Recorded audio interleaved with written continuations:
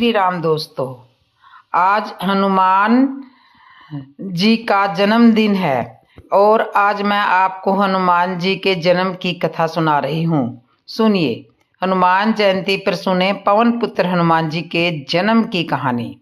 हिंदू ग्रंथों के अनुसार श्री हनुमान जी का जन्म चैत मास की पूर्णिमा में मंगलवार के दिन हुआ था। हनुमान जी की माता का नाम अंजनी और पिता का नाम केसरी था। हनुमान जी को संकट मोचन और पवन पुत्र के नाम से भी पुकारा जाता है। भगवान श्री राम की पूजा आराधना करने से हनुमान जी प्रसन्न होते हैं। वह भगवान श्री राम के भक्तों की हर पीड़ा को दूर करते हैं।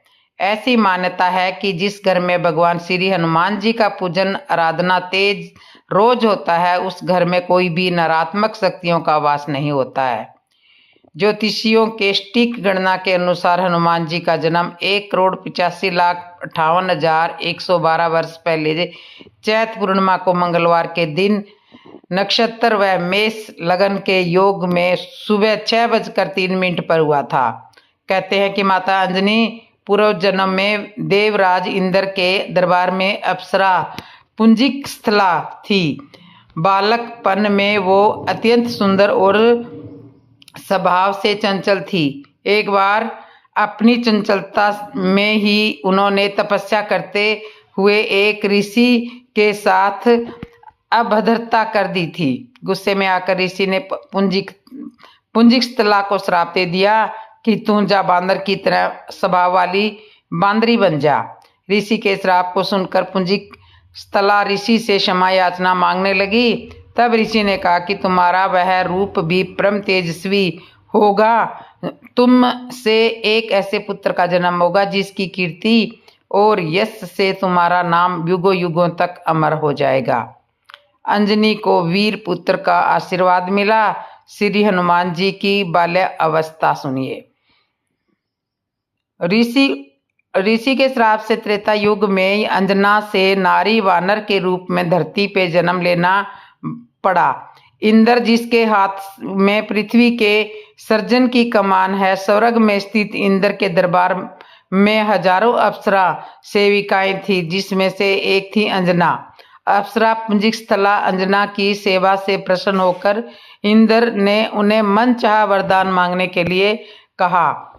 अंजना ने हिचकिचाते हुए उनसे कहा कि उन पर एक तपस्वी साधु का श्राप है, अगर हो सके तो उन्हें उससे मुक्ति दिलवा दे। इंद्र ने उनसे कहा कि वह उस श्राप के बारे में बताए। क्या पता वह उस श्राप से उन्हें मुक्ति दिलवा दे। अंजना ने उन्हें अपनी कहानी सुनानी शुरू की। अंजना ने कहा, बालकपन में मैं खेल रही थी तो मैंने एक वानर को तपस्या करते हुए देखा। मेरे लिए यह एक बड़ी आश्चर्य वाली बात थी, लेकिन मैंने उस तपस्वी वानर पर फल फेंकने शुरू कर दिए थे। बस यही मेरी गलती थी, क्योंकि वह कोई आम बांदर नहीं बल्कि एक तपस्वी साधु थे।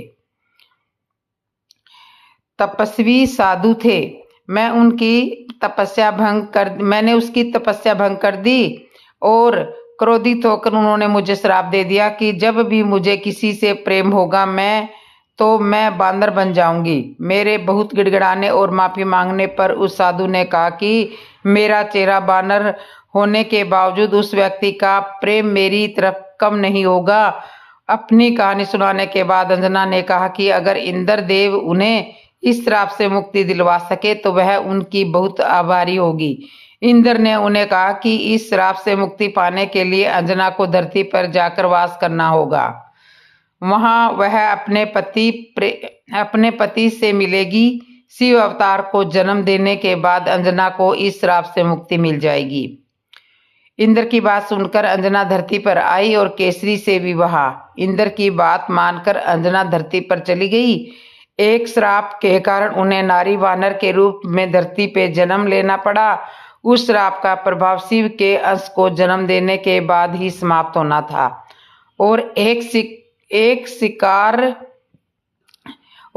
श्राप के तौर पर जीवन यापन करने को शेर से लड़ते देखा।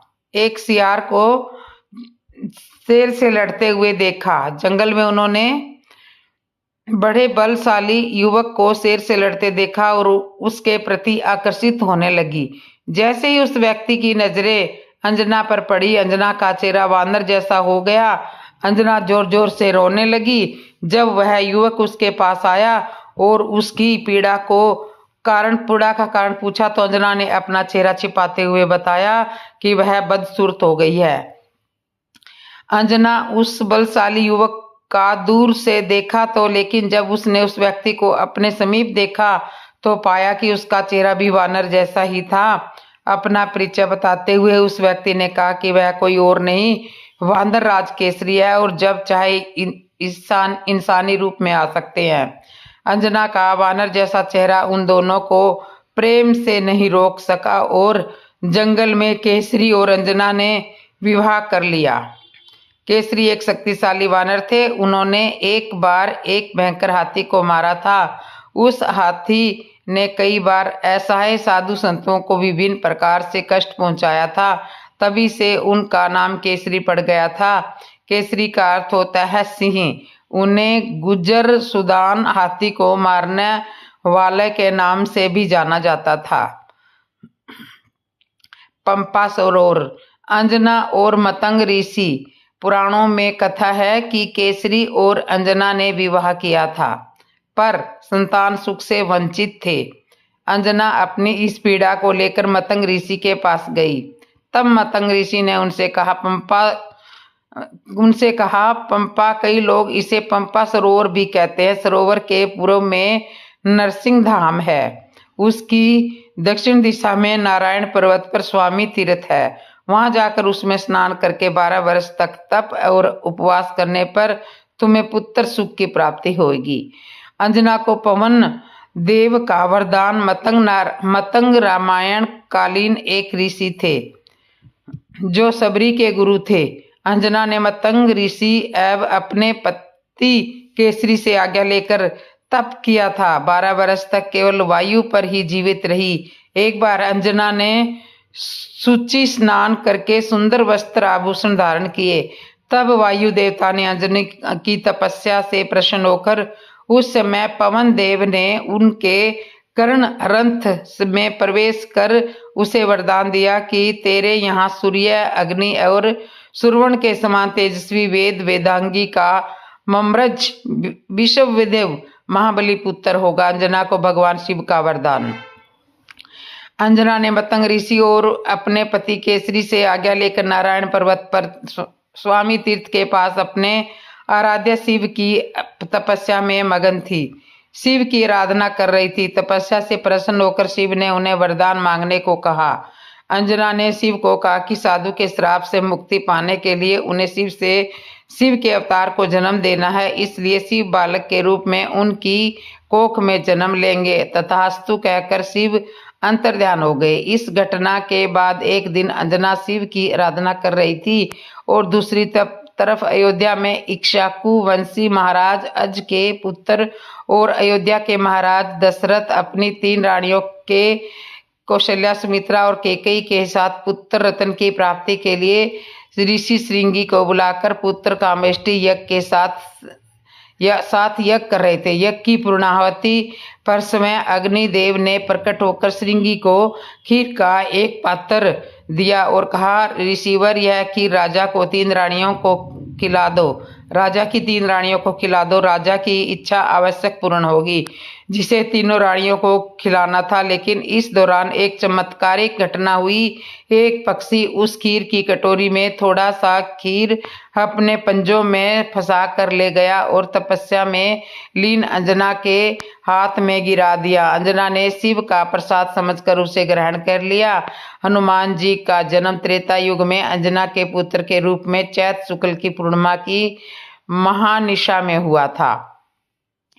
अन्य कई कथाओं के अनुसार हनुमान अवतार लंका दहन के संबंध में यही माना जाता है कि सीता की खोज करते हुए लंका में पहुंचे और रावण के पुत्र सहित अनेक राक्षसों का अंत कर दिया।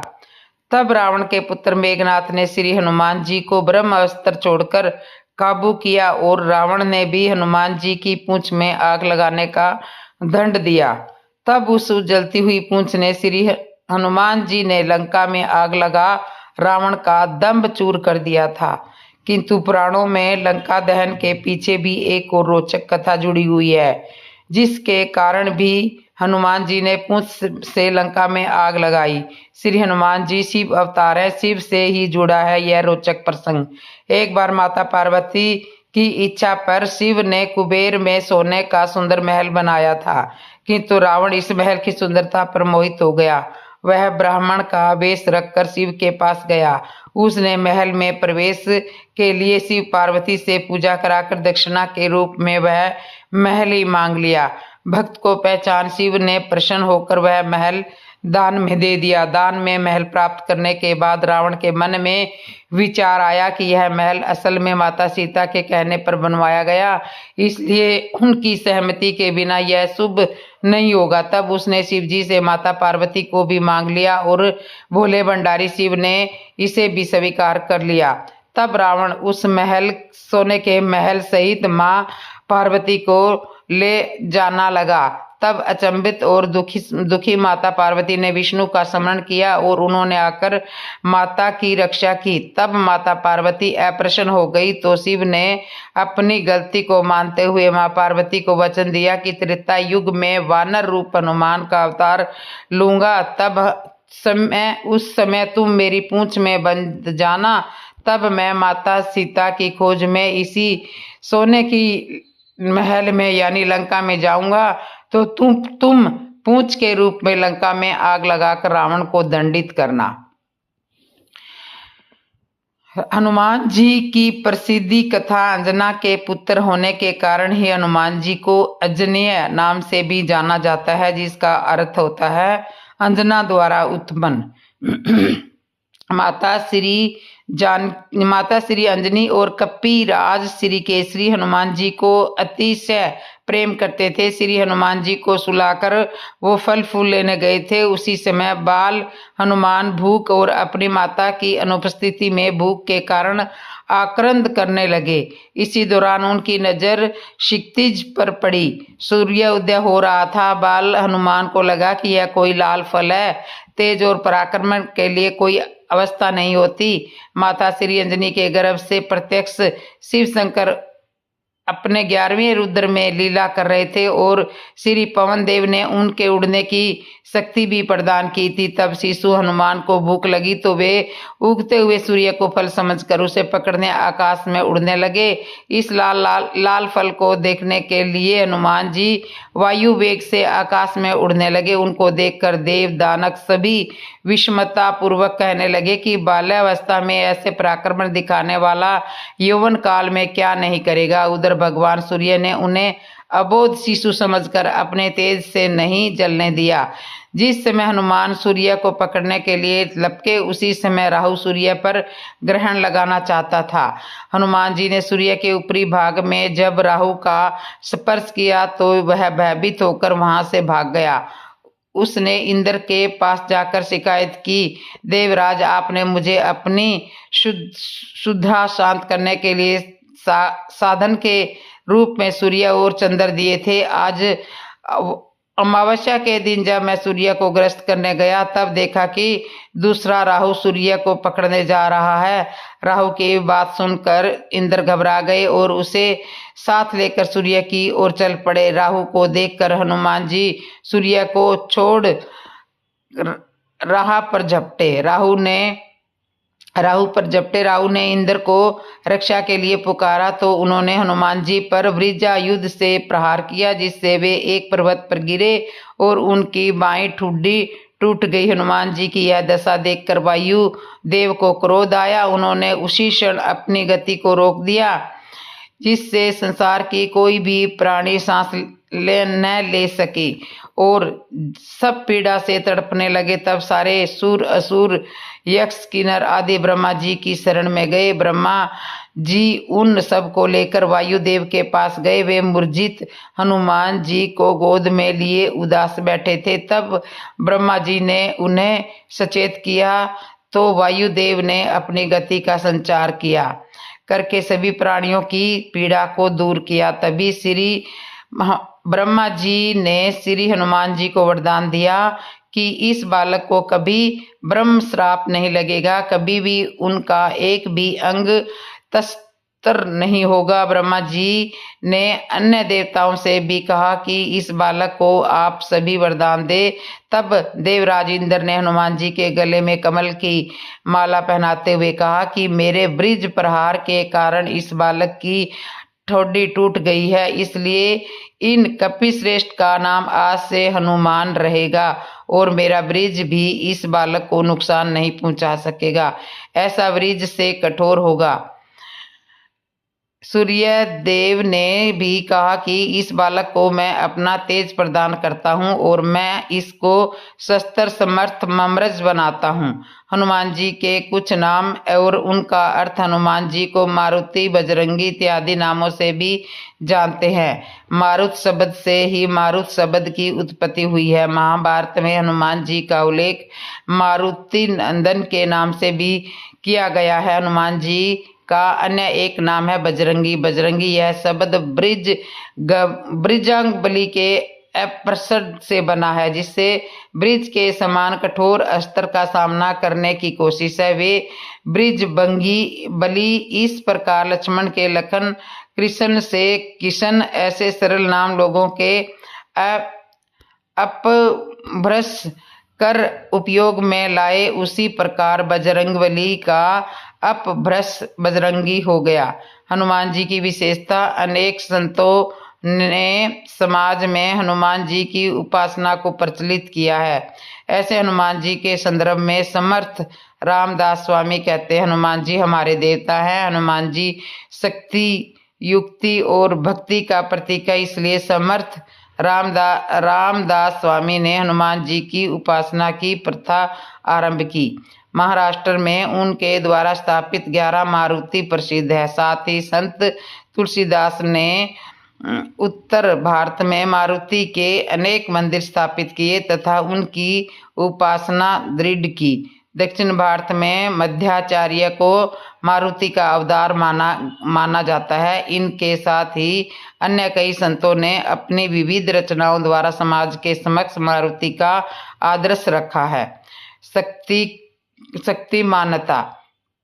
हनुमान जी सर्वशक्तिमान देवता है। जन्म लेते ही हनुमान जी ने सूर्य को निगल लेने के लिए उड़ान भरी। इससे यह स्पष्ट होता है कि वायुपुत्र अर्थात वायु तत्व से उत्पन्न हनुमान जी सूर्य पर अर्थात तेज तत्व पर विजय प्राप्त करने में सक्षम थे। पृथ्वी, आप, तेज, वायु और आकाश तत्वों में से तेज तत्व की तुलना में वायु तत्व अधिक सूक्ष्म है अर्थात अधिक शक्तिमान है। सर्व देवताओं में केवल हनुमान जी को ही अनिष्ट शक्तियां कष्ट नहीं दे सकती। लंका में लाखों राक्षस थे, तब भी हनुमान जी का कुछ नहीं बिगाड़ पाए। इससे हम हनुमान जी की शक्तियों का अनुमान लगा सकते हैं। भूतों के स्वामी। हनुमान जी भूतों के स्वामी माने जाते हैं। किसी को भूत बाधा हो तो उस व्यक्ति को हनुमान जी के मंदिर ले जाते हैं। साथ ही हनुमान जी से संबंधित स्तोत्र जैसे हनुमान कवच, भीम रूपी स्तोत्र अथवा हनुमान चालीसा का पाठ करने के लिए कहते हैं। भक्ति साधना में जिज्ञासु, मुमुक्ष, साधक, शिष्य एवं भक्त ऐसे उन्नति के चरण होते हैं, जिसमें भक्ति यह अंतिम चरण है। भक्त अर्थात वह जो भगवान से विभक्त नहीं है। हनुमान जी भगवान श्री राम से पूर्णतः एक रूप है। जब भी नवविधा भक्ति में से दास्य भक्ति का सर्वोत्कृष्ट उदाहरण देना होता है, तब हनुमान जी का उदाहरण दिया जाता है। वे अपने प्रभु राम के लिए प्राण अर्पण करने के लिए सदा तैयार रहते हैं। प्रभु श्री राम की सेवा की तुलना में उन्हें सब कुछ कौड़ी के मोल लगता है। हनुमान जी सेवक और सैनिक का एक सुंदर सम्मिश्रण है। सर्वशक्तिमान होते हुए भी वे अपने आप को श्री राम जी का दास कहलाते हैं। उनकी भावना थी कि उनकी शक्ति भी श्री राम की शक्ति है। मान अर्थात शक्ति एवं भक्ति का संगम। मनोविज्ञान में निपुण एवं राजनीति में कुशल अनेक प्रशकों में सुग्रीव इत्यादि वानर ही नहीं वरन राम भी हनुमान से परामर्श करते थे। लंका में प्रथम ही भेंट में हनुमान जी ने सीता के मन में अपने प्रति विश्वास निर्माण किया। इन प्रसंगों में से हनुमान जी की बुद्धिमत्ता और मनोविज्ञान में निपुणता स्पष्ट होती है। लंका दहन पर हनुमान जी ने रावण की प्रजा में रावण के समर्थक के प्रति अविश्वास उत्पन्न किया। इस बात से उनकी राजनैतिक कुशलता स्पष्ट होती है। सीता को ढूंढने जब हनुमान जी रावण के अंतःपुर में गए तो उस समय की उनकी मन स्थिति क्या थी, उनके उच्च चरित्र का सूचक है। इस संदर्भ में बेसमय कहते हैं कि सर्व रावण पत्नियों को निशंक लेटे हुए मैंने देखा, परंतु मैंने देखने से मेरे मन में विकार उत्पन्न नहीं हुआ। इंद्रिया जीत होने के कारण हनुमान जी रावण पुत्र इंद्रजीत को भी पराजित कर सके। तभी से इंद्रियों पर विजय पाने हेतु हनुमान जी की उपासना बताई गई।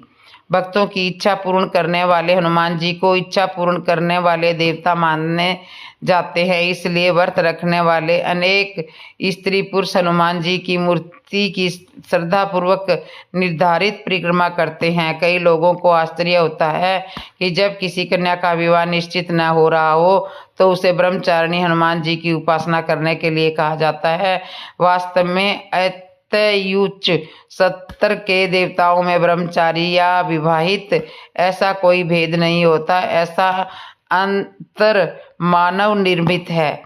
मनोविज्ञान के आधार पर कुछ लोगों की यह गलत धारणा होती है कि सुंदर बलवान पुरुष से विवाह करने की कामना से कन्याएं हनुमान जी की उपासना करती है, परंतु वास्तविक कारण इस प्रकार है। लगभग 30% व्यक्तियों का विवाह भूत बाधा, जादू टोना इत्यादि अनिष्ट शक्तियों के प्रभाव से नहीं हो पाता। हनुमान जी की उपासना करने से वे कष्ट दूर हो जाते हैं और उनका विवाह संभव हो जाता है। हनुमान जन्म उत्सव कैसे मनाना चाहिए, सुनिए। हनुमान जयंती का उत्सव संपूर्ण भारत में विविध स्थानों पर धूमधाम से मनाया जाता है। इस दिन प्रातः 7 बजे से ही भक्तजन स्नान कर भगवान हनुमान जी के देवालयों और मंदिरों के लिए तैयार हो जाते हैं। प्रातः 7 बजे से देवालयों में पूजा विधि आरंभ हो जाती है। हनुमान जी की मूर्ति को पंचामृत स्नान करवाकर उनका विधिवत पूजन किया जाता है। सुबह 5 बजे तक अर्थात हनुमान जन्म के समय तक हनुमान जन्म की कथा, भजन, कीर्तन आदि का आयोजन किया जाता है। हनुमान जी की मूर्ति को हिंडोले में रखकर हिंडोला गीत गाया जाता है। हनुमान जी की मूर्ति हाथ में लेकर देवालय की परिक्रमा करते हैं। हनुमान जयंती के उपलक्ष्य में कुछ जगह यज्ञ का आयोजन भी किया करते हैं। इसके बाद हनुमान जी की आरती उतारी जाती है। आरती के पश्चात भोग कुछ स्थानों पर सौंठ अर्थात सूखे अदरक का चूर्ण और पीसी हुई चीनी तथा सूखे नारियल का चूरा मिलाकर इस मिश्रण को कुछ स्थानों पर छुआरा, बादाम, काजू, सूखा अंगूर और मिश्री इस पंच खाद्य को प्रसाद के रूप में बांटते हैं। कुछ स्थानों पर पोहे तथा चने की भीगी हुई दाल में दही, शक्कर, मिर्ची के टुकड़े, नींबू का अचार मिलाकर गोपाल काला बनाकर प्रसाद के रूप में बांटते हैं। कुछ जगह महाप्रसाद का आयोजन किया जाता है। तो दोस्तों, आज मैंने ये आपको कथा सुनाई है, बहुत ही प्यारी कथा है। एक कथा और सुनाती हूँ मैं अभी। चैत मास की पूर्णिमा के दिन सुनिए सत्यनारायण भगवान की कथा। राधे राधे दोस्तों, जय श्री कृष्ण। आज चैत मास की पूर्णिमा तिथि है। इस साल चैत महीने की शुक्ल पक्ष की पूर्णिमा। राधे राधे दोस्तों, जय श्री कृष्णा। चैत मास की पूर्णिमा तिथि है। इस साल चैत महीने की शुक्ल पक्ष की पूर्णिमा तिथि के दिन पूर्णिमा का व्रत रखा जाएगा और आज 12 अप्रैल शनिवार के दिन सुबह 3:21 से पूर्णिमा तिथि शुरू हो गई है, जो बुधवार 13 अप्रैल के दिन सुबह 5:51 तक रहने वाली है। 15 उदय तिथि के अनुसार इस साल की चैत पूर्णिमा 12 अप्रैल को मनाई जाएगी और इसी दिन पूर्णिमा व्रत और दान स्नान किया जाएगा। चैत्र पूर्णिमा तिथि के दिन ब्रह्म मुहूर्त में नदी में स्नान करने का विशेष महत्व माना जाता है। वही अगर आप नदी में स्नान नहीं कर सकते तो स्नान के पानी में गंगा जल मिलाकर घर में ही स्नान करें। चैत्र पूर्णिमा के दिन पूरे विधि विधान से लक्ष्मी नारायण की साथ में पूजा की जाती है। इस दिन विष्णु भगवान को पीले रंग के फल फूल और वस्त्र चढ़ाने चाहिए और माँ लक्ष्मी को गुलाबी या लाल रंग के फूल और श्रृंगार का सामान चढ़ाना चाहिए। वही चैत्र पूर्णिमा के दिन सत्यनारायण की कथा पढ़ना पुण्यदायक माना जाता है। चैत्र पूर्णिमा के दिन पवित्र जल में कच्चा दूध मिलाकर चंद्रमा को अर्घ देना शुभ माना जाता है। चैत्र पूर्णिमा का व्रत रखने और इसी दिन लक्ष्मी नारायण की विधिवत पूजा करने से घर में सुख संपत्ति और खुशहाली बनी रहती है। हिंदू पंचांग के अनुसार चैत्र पूर्णिमा एक अत्यंत पवित्र तिथि मानी जाती है। इस दिन भगवान विष्णु की पूजा और सत्यनारायण भगवान की कथा का श्रवण करने से व्यक्ति को सभी दुखों से मुक्ति मिलती है और मनोकामनाएं भी पूर्ण होती है।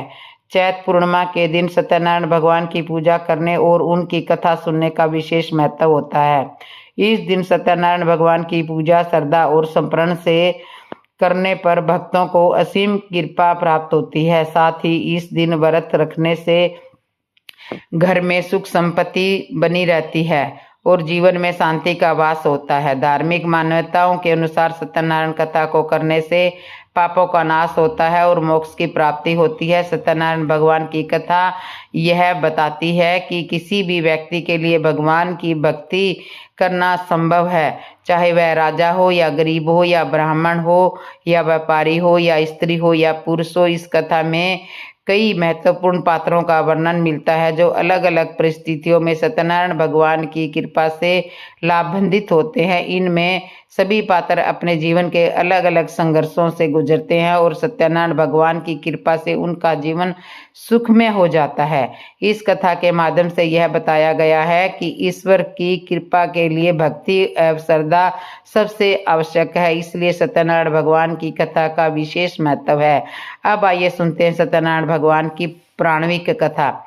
एक समय की बात है, नैमिषारण्य तीर्थ में सौनिकादि 88,000 ऋषियों ने श्री सूत जी से पूछा, हे प्रभु, इस कलयुग में वेद विद्या रहित मनुष्य को प्रभु भक्ति किस प्रकार मिल सकती है तथा उनका उद्धार कैसे होगा। हे मुनि श्रेष्ठ, कोई ऐसा तप बताइए जिससे थोड़े समय में ही पुण्य मिले और मनवांछित फल भी प्राप्त किया जाए। इस प्रकार की कथा सुनने की हम इच्छा रखते हैं। सर्वशास्त्रों के ज्ञाता सूत जी बोले, हे वैष्णव, मैं पूज्य आप सभी के प्राणियों के हित की बात पूछी है, इसलिए मैं एक ऐसे श्रेष्ठ व्रत को आप लोगों को बताऊंगा जिसे नारद जी ने लक्ष्मी नारायण जी से पूछा था और लक्ष्मीपति ने मुनि श्रेष्ठ नारद जी से कहा था। आप सब इसे ध्यान से सुनिए। एक समय की बात है, योगी राज नारद जी दूसरों के हित की इच्छा के लिए अनेकों लोकों में घूमते हुए मृत्यु लोक में आ पहुंचे। यहाँ उन्होंने अनेक योनियों में जन्मे प्राय सभी मनुष्यों को अपने कर्मों द्वारा अनेक दुखों से पीड़ित देखा। उनका दुख देख नारद जी सोचने लगे कि कैसा यत्न किया जाए जिसके करने से निश्चित रूप से मानव के दुखों का अंत हो जाए। इसी विचार पर मनन करते हुए वह विष्णु लोक में गए। वहां वह देवलोक के इस नारायण की स्तुति करने लगे जिनके हाथों में शंख होता है।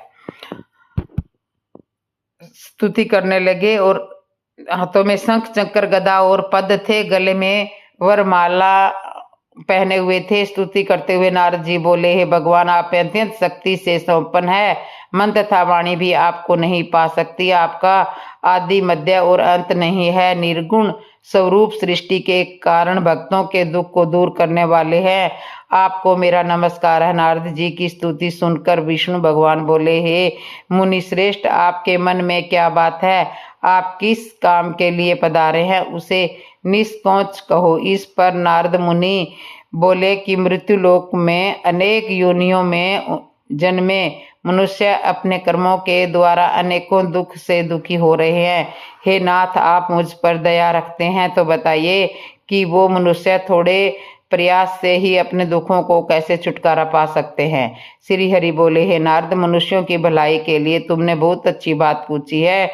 जिसके करने से मनुष्य मोह से छूट जाता है, वह बात मैं कहता हूँ, उसे सुनो। सर्व लोक व मृत्यु लोक दोनों में एक दुर्लभ उत्तम व्रत है जो पुण्य देने वाला है। आज प्रेम वंश होकर मैं उसे तुमसे कहता हूँ। श्री सत्यनारायण भगवान का यह व्रत अच्छी तरह विधान पूर्वक करके मनुष्य तुरंत ही वहां सुख भोग कर मरने को मोक्ष पाता है। श्री हरि के वचन सुनकर नारद जी बोले कि उस व्रत का फल क्या है और इसका विधान क्या है? यह व्रत किसने किया था? इस व्रत को किस दिन किया जाता है? सभी कुछ विस्तार से बताइए। नारद जी की बात सुनकर श्री हरि बोले, दुख व शोक को दूर करने वाला, यह सभी स्थानों पर विजय दिलाने वाला, मानव को भक्ति व श्रद्धा के साथ शाम को श्री सत्यनारायण भगवान की पूजा धर्मपरायण होकर ब्राह्मणों व बंधुओं के साथ करनी चाहिए। भक्ति भाव से ही नवद केले का फल और घी और गेहूं का आटा सवाया ले। गेहूं के स्थान पर साठी का आटा, शक्कर तथा गुड़ लेकर वह सभी भक्षण योग्य पदार्थों को मिलाकर भगवान का भोग लगाएं। ब्राह्मण सहित बंधु बांधवों को भी भोजन कराएं। उसके बाद समय भोजन करें। भजन कीर्तन के साथ भगवान की भक्ति में लीन हो जाए।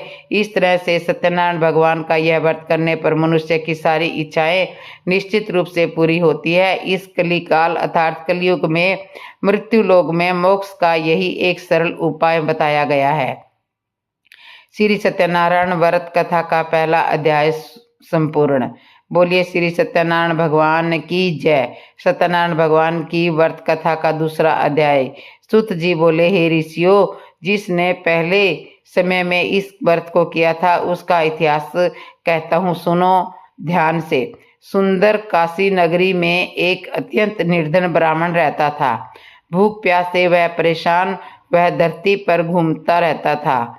ब्राह्मणों से प्रेम से प्रेम करने वाले भगवान ने एक दिन ब्राह्मण का वेश धारण कर उसके पास जाकर उससे पूछा कि हे विरप, नित्य दुखी होकर हम पृथ्वी पर क्यों घूमते हैं? दीन ब्राह्मण बोला, मैं निर्धन ब्राह्मण हूँ, भिक्षा के लिए धरती पर घूमता हूँ। हे भगवान, यदि आप इसका कोई उपाय जानते हो तो बताइए। वृंद ब्राह्मण कहता कि सत्यनारायण भगवान की मनोवांछित फल देने वाली कथा व्रत है, इसलिए तुम उनका पूजन करो। इसे करने से तुम्हारा सभी दुखों से मुक्त हो जाओगे। वृंद ब्राह्मण बनकर आए सत्यनारायण भगवान उस निर्धन ब्राह्मण को व्रत का सारा वृत्तांत बताकर अंतर्ध्यान हो गए। ब्राह्मण मन ही मन सोचने लगा कि जिस व्रत को वृंद ब्राह्मण करने को कह रहा है, मैं उसे जरूर करूंगा। यह निश्चित करके वह उसे रात में नींद नहीं आई। वह सवेरे उठकर सत्यनारायण भगवान के व्रत का निश्चय कर भिक्षा के लिए चल दिया। उस दिन निर्धन ब्राह्मण को भिक्षा में बहुत धन मिला, जिससे उसने बंधु बांधवों के साथ मिलकर श्री सत्यनारायण भगवान के व्रत का समापन किया। भगवान सत्यनारायण का व्रत समापन करने के बाद वह निर्धन ब्राह्मण सभी दुखों से छूट गया और अनेक प्रकार की संपत्तियों से युक्त हो गया। उसी समय से यह ब्राह्मण हर माह उस व्रत को करने लगा। इस तरह से सत्यनारायण भगवान के व्रत को जो मनुष्य करेगा वह सभी प्रकार के पापों से छूटकर मोक्ष को प्राप्त होगा। जो मनुष्य इस व्रत को करेगा वह भी सभी दुखों से मुक्त हो जाएगा। सूत जी बोले कि इस तरह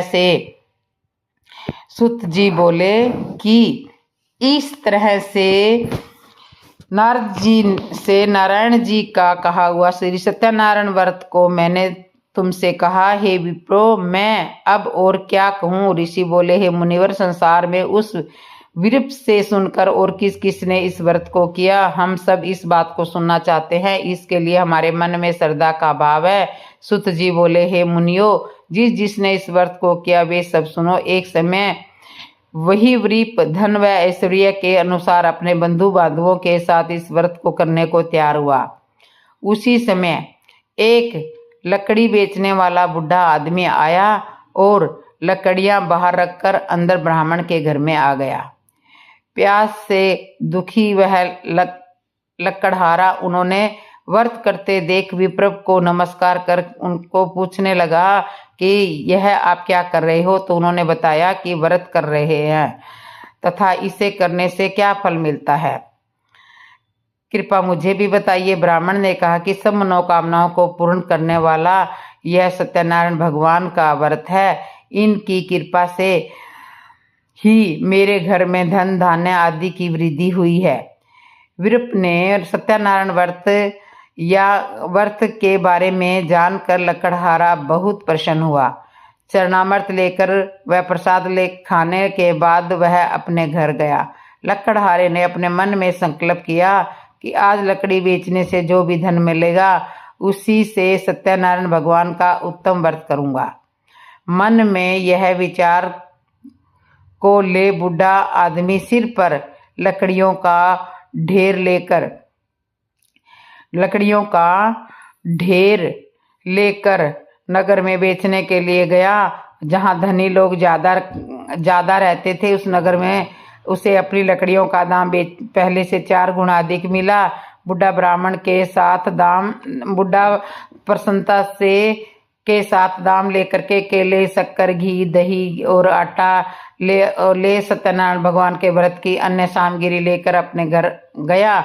वहां उसने अपने बंधु बांधवों को बुलाकर विधि विधान से सत्यनारायण भगवान का पूजन और व्रत किया। इस व्रत के प्रभाव से वह बूढ़ा लकड़हारा धन पुत्र आदि से युक्त होकर संसार के समस्त सुखों भोग अंत काल में वैकुंठ धाम चला गया। श्री सत्यनारायण व्रत कथा का 2रा अध्याय संपूर्ण। बोलिए श्री सत्यनारायण भगवान की जय। सत्यनारायण भगवान की व्रत कथा का 3रा अध्याय सुनिए। सुत जी बोले, हे मुनियों, अब आगे की कथा कहता हूँ। पहले समय में उल्कामुख नाम का एक बुद्धिमान राजा था। वह सत्य वक्ता और जितेंद्रिय था। प्रतिदिन देव स्थानों पर जाता और निर्धनों को धन देकर उनके कष्ट दूर करता था। उनकी पत्नी कमल के समान मुख वाली तथा सती साध्वी थी।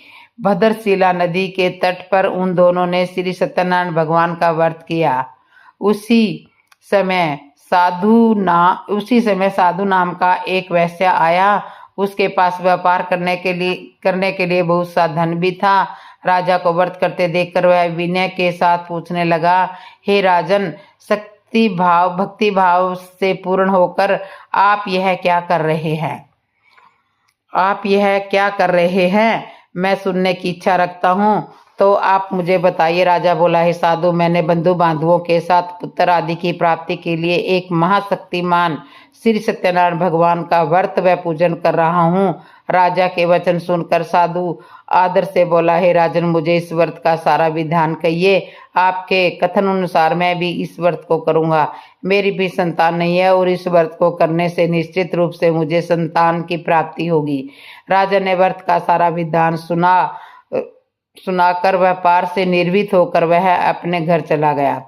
साधु वैश्य ने अपनी पत्नी को संतान देने वाले व्रत का वर्णन कह सुनाया और कहा कि जब मेरी संतान होगी तब मैं इस व्रत को करूंगा। साधु ने इस तरह से वचन अपनी पत्नी लीलावती से कहे। एक दिन लीलावती पति के साथ आनंदित हो संसारिक धर्म में प्रवृत्त होकर सत्यनारायण भगवान की कृपा से गर्भवती हो गई। 10वें महीने में उसके गर्भ से एक सुंदर कन्या ने जन्म लिया। दिनों दिन वह ऐसे बढ़ने लगी जैसे कि शुक्ल पक्ष का चंद्रमा बढ़ता है। माता पिता ने अपनी कन्या का नाम कलावती रखा। एक दिन लीलावती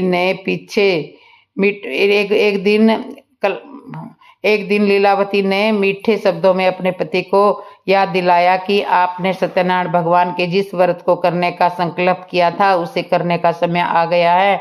आप इस व्रत को करिए। साधु बोला, हे प्रिय, इस व्रत को मैं उसके विवाह पर करूंगा। इस प्रकार अपनी पत्नी को कहकर साधु अपने काम से चला गया, अपने नगर को चला गया। कलावती पिता के घर में रह बुद्धि को प्राप्त हो गई। रिद्धि को प्राप्त हो गई। साधु ने एक नगर में अपनी कन्या को सखियों के साथ खेलते देखा। तुरंत ही दूत को बुलाया और कहा कि मेरी कन्या के योग्य वर देख कर आओ। साधु की बात सुनकर दूत कंचन नगर में पहुंचा और वहां देख भाल कर लड़की के सुयोग्य वाणिक पुत्र को ले आया।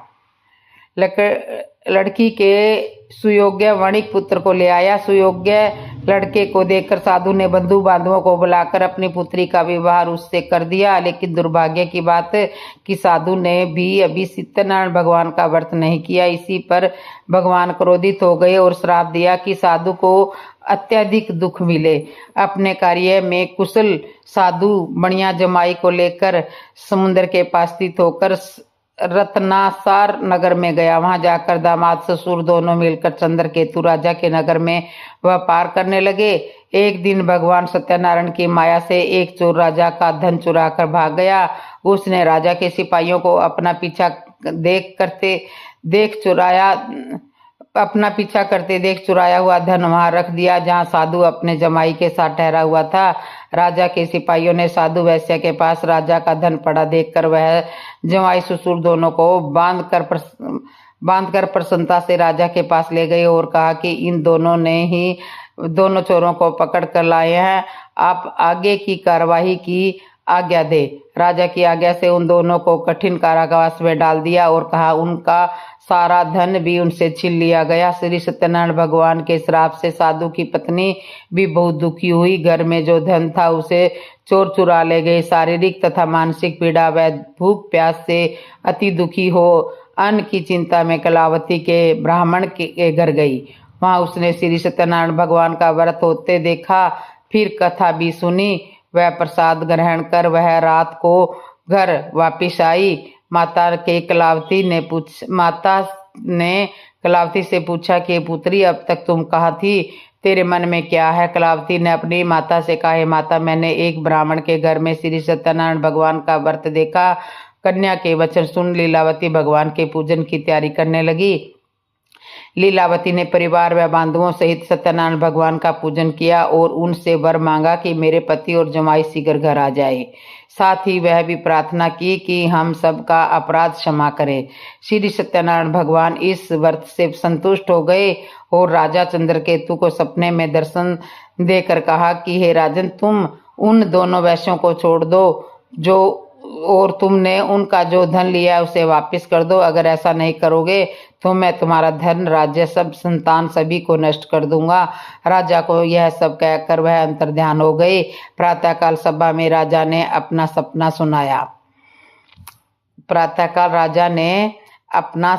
सुनाया प्रजा को। तो फिर बोले कि वैणिक पुत्रों को कैद से मुक्त कर सभा में लाओ। दोनों ने आते ही राजा को प्रणाम किया। राजा मीठी वाणी में बोला, हे महानुभावों, भाग्यवश ऐसा कठिन दुख तुम्हें प्राप्त हुआ है, लेकिन अब तुम्हें कोई धन भय नहीं होगा। ऐसा कहकर राजा ने उन दोनों को नए वस्त्र आभूषण भी पहनाए। उनका धन भी दिया था उससे दुगना धन वापस कर दिया। दोनों वैसे अपने घर को चल दिए। श्री सत्यनारायण भगवान की कथा का 3रा अध्याय संपूर्ण होता है। बोलिए श्री सत्यनारायण भगवान की जय। इस सत्यनारायण भगवान की व्रत कथा का 4था अध्याय सुनिए। सुत जी बोले, वैश्य ने मंगलाचार कर अपनी यात्रा आरंभ की और अपने नगर की ओर चल दिए। उनके थोड़ी दूर जाने पर एक दंडी वेशधारी सत्यनारायण ने उनसे पूछा, हे साधु, तेरी नाव में क्या है। अभिवाणी वैणिक हंसता हुआ बोला, हे दंडी, आप क्यों पूछते हो, क्या धन लेने की इच्छा है। मेरी नाव तो बेल व पत्तों से भरी हुई है। वैश्य के कठोर वचन सुनकर भगवान बोले, तुम्हारा वचन सत्य है। दंडी ऐसे वचन कह वहां से दूर चले गए। कुछ दूर जाकर समुद्र के किनारे बैठ गए। दंडी के जाने के बाद साधु वैश्य ने नित्य क्रिया के पश्चात नाव को ऊंची उठते देखा। अचंभा माना और नाव में बेल पत्ते आदि देख कर मूर्छित होकर जमीन पर गिर पड़े। मुर्जा खुलने पर वह अत्यंत शोक में डूब गया।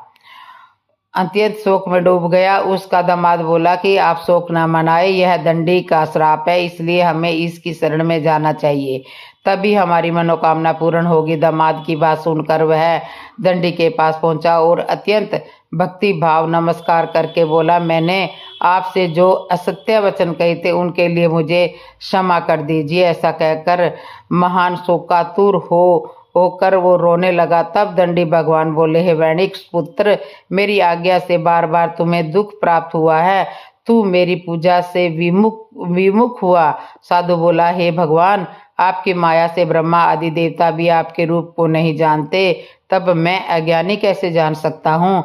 आप प्रसन्न होइए, अब मैं सामर्थ्य के अनुसार आपकी पूजा करूँगा।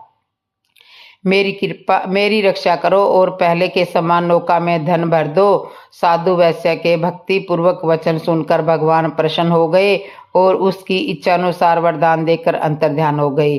सास ससुर जमाई जब नाव पर आए तो नाव धन से भरी हुई थी और फिर वही अपने अन्य साथियों के साथ सत्यनारायण भगवान का पूजन कर अपने नगर को चल दिए। जब नगर के नजदीक पहुंचे तो दूत को घर पर खबर करने के लिए भेज दिया। दूत साधु की पत्नी को प्रणाम कर कहता है कि मालिक अपने दामाद सहित नगर में आए हैं। दूत की बात सुनकर साधु की पत्नी लीलावती ने बड़े हर्ष के साथ सत्यनारायण भगवान का पूजन कर अपनी पुत्री को भी कलावती से कहा कि मैं अपने पति के दर्शन करने के लिए जा रही हूँ, तू कार्य पूर्ण कर शीघ्र आ जा। माता के ऐसे वचन सुनकर कलावती जल्दी में प्रसाद छोड़कर अपने पति के पास चली गई। प्रसाद की अवज्ञा के कारण श्री सत्यनारायण भगवान रुष्ट हो गए और नाव सहित उसके पति को पानी में डुबो दिया। कलावती अपने पति को वहां ना पाकर रोती हुई जमीन पर गिर गई। नौका को डूबा हुआ देखकर कन्या को रोता देख साधु दुखी होकर बोला कि हे प्रभु, मुझसे क्या मेरे परिवार से जो भूल हुई है उसे क्षमा कर दो। साधु के दीन वचन सुनकर श्री सत्यनारायण भगवान प्रसन्न हो गए और आकाशवाणी हुई, हे साधु, तेरी कन्या मेरे प्रसाद को छोड़कर आई है, इसलिए उसका पति अदृश्य हो गया है। यदि वह घर जाकर प्रसाद खाकर लौटती है तो इसका पति आवश्यक मिलेगा। ऐसी आकाशवाणी सुनकर लीलावती घर पहुंचकर प्रसाद खाती है और फिर आकर अपने पति के दर्शन करती है। इसके बाद साधु अपने बंधु बांधवों सहित श्री सत्यनारायण भगवान का विधि विधान से पूजन करता है। इस लोक का सुख भोग वह अंत में स्वर्गलोक की प्राप्ति हो जाती है। श्री सत्यनारायण भगवान की कथा का चौथा अध्याय संपूर्ण। बोलिए श्री सत्यनारायण भगवान की जय। सत्यनारायण भगवान की व्रत कथा का 5वां अध्याय सुनिए। सुत जी बोले, हे ऋषियों, मैं और भी एक कथा सुनाता हूँ, उसको भी आप ध्यान से सुनना। यह कथा श्री सत्यनारायण भगवान की है। प्रजा पालन में लीन त्रिंग ध्वज नाम का एक राजा था। उसने भी भगवान का प्रसाद त्याग कर बहुत ही दुख संताप किया। एक बार वन में जाकर वन्य पशुओं को मारकर वह बड़ के पेड़ के नीचे आया। वहां उसने ग्वालों को भक्ति भाव से अपने बंधुओं से सत्यनारायण भगवान का पूजन करते देखा। अभिमान वंश राजा ने उन्हें देखकर भी पूजा स्थान में नहीं गया और ना ही उनसे भगवान का नमस्कार किया। ग्वालों ने राजा को प्रसाद दिया, लेकिन उसने वह प्रसाद नहीं खाया और प्रसाद को वहीं छोड़कर वह अपने नगर को चल दिया। जब वह नगर में पहुंचा तो वहां सब कुछ तहस नहस हुआ पाया तो वह शीघ्र ही समझ गया कि यह सब भगवान ने ही किया है। वह दोबारा ग्वालों के पास पहुंचा और विधि पूर्वक पूजा करके प्रसाद खाया तो श्री सत्यनारायण भगवान की कृपा से सब कुछ पहले जैसा हो गया। दीर्घ काल तक सुख भोगने के बाद मरणोपरांत उसे स्वर्गलोक की प्राप्ति हुई। जो मनुष्य परम दुर्लभ इस व्रत को करेगा उसे भगवान सत्यनारायण की अनुकंपा से उसे धन धान्य की प्राप्ति होगी। निर्धन धनी हो जाता है और भय मुक्त हो जीवन जीता है। संतानहीन मनुष्य को संतान सुख मिलता है और सारे मनोरथ पूर्ण होने पर मानव अंत काल में वैकुंठ धाम को जाता है। सुत जी बोले, जिन्होंने पहले इस व्रत को किया, अब मैं उनके बारे में बताती हूँ। उनके दूसरे जन्म की कथा कहता हूँ। वृंद संतानंद ब्राह्मण ने सुदामा का जन्म लेकर मोक्ष की प्राप्ति की। लकड़हारे ने अगले जन्म में निषाद बनकर मोक्ष प्राप्त किया। उल्कामुख नाम का राजा दशरथ होकर बैकुंठ को गए। साधु नाम के वैश्य ने मोर ध्वज बनकर अपने पुत्र को आरे से चीर कर मोक्ष पाया। महाराज त्रिंग ध्वज ने समय भू होकर भगवान के भक्ति युक्त होकर मोक्ष पाया। बोलो श्री सत्यनारायण भगवान की जय। सत्यनारायण की भगवान की कथा होती है संपूर्ण 5वां अध्याय। आज की हमारी वीडियो आपको कैसे लगी है, इस हमें कमेंट करके ज़रूर बताइए। अगर आपको हमारी वीडियो अच्छी लगी है तो कमेंट बॉक्स में जय श्री हरि जरूर लिखें। और हमारे चैनल में आप नए आए हो तो हमारे चैनल को कर लो सब्सक्राइब और कथा को कर दो शेयर और कमेंट में लिख दो जय श्री राम। दोस्तों, जय श्री राम।